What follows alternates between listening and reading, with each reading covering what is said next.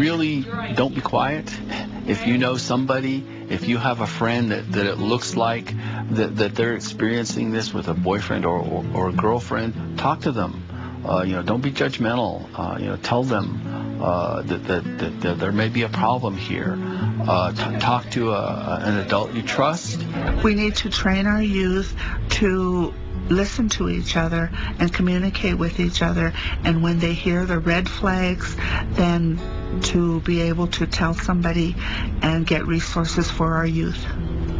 The toughest thing is probably having teenagers think that what they're seeing is okay, that what they're experiencing is okay. That's normal. It's okay that he stalks me. It's okay that he follows me everywhere I go, because that's what love is. That's not what love is. You don't have to be under a microscope. You don't have to be perfect. It's okay to make mistakes. It's okay to be alone. It's okay to be happy by yourself without having to have someone watching you all the time.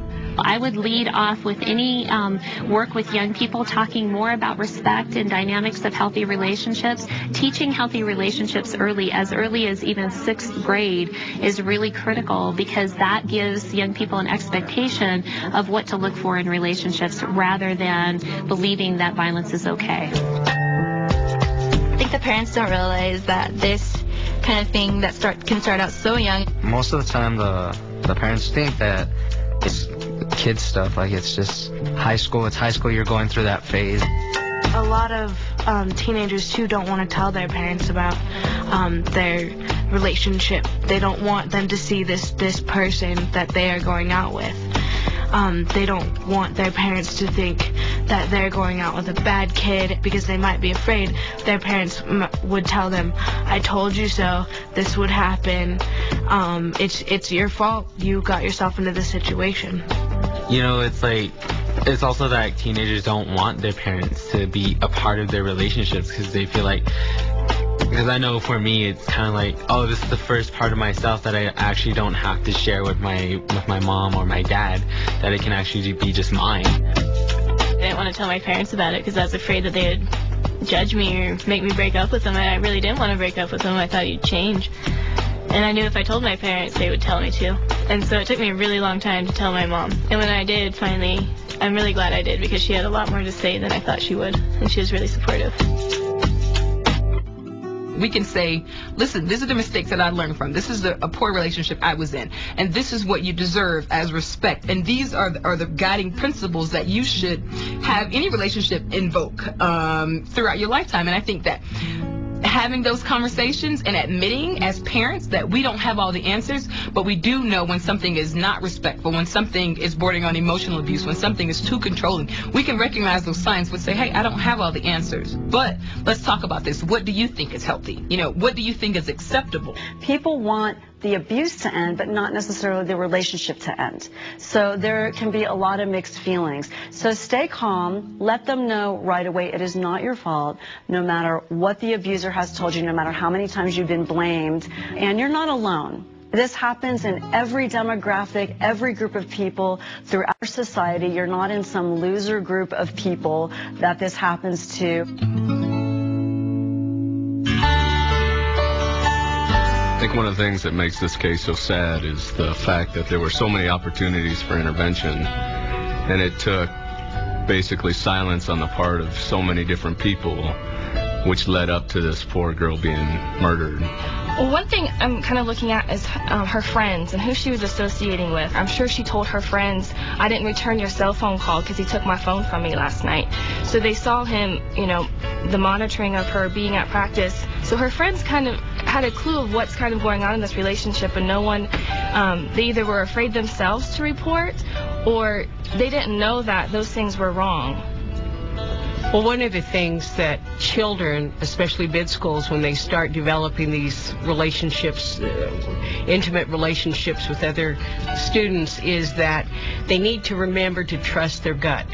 If that first blush of love, they want to be with that other person all the time. But if that person starts controlling them and they feel frightened, they feel afraid, they feel annoyed, then they need to trust that and realize this is not a healthy relationship and talk to somebody about it.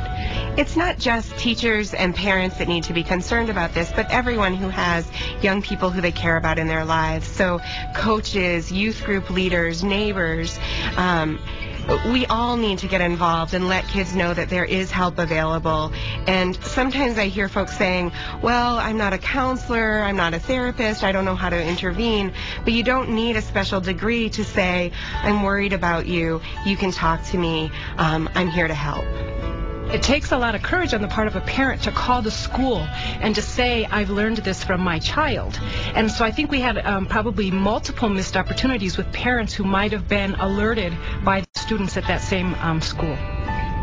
If you're feeling you're having out-of-control issues, you have to know where she is every few minutes or text her, then you really need to seek some kind of mental health assistance, because that is just unacceptable. And, it can be stopped before it comes to this point, and she's dead and he's spending 27 years in prison.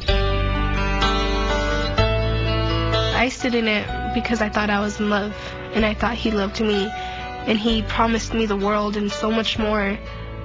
And he never lived up to anything. So it's just basically, if you're gonna sit there and someone tells you that they love you, but 10 minutes later they're sitting there calling you a bitch, they don't love you. They just want somebody to have power over, someone to control. And it took me a long time to build up relationships with my friends again. And I thought it would take a while to build a relationship back up with my mom, because she had been telling me quite a while, and I thought, I don't know, she'd think I was stupid or whatever. But really, we got the best relationship ever now, and it's awesome. And now I really appreciate my friends a lot more, and I am okay. And I'm getting through college and high school and work. And it's so much easier than I thought it would be. I'm so glad I got out, because I'm actually happy now.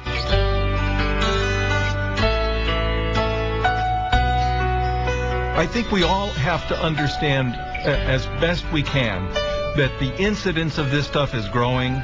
We have to take this stuff more seriously. We are sacrificing some lives here that don't have to be sacrificed. And while we honor the young woman's death, and we will make some meaning out of this death, we want it to save other people. And young people and parents and everyone, reach out, because we can save lives with this information.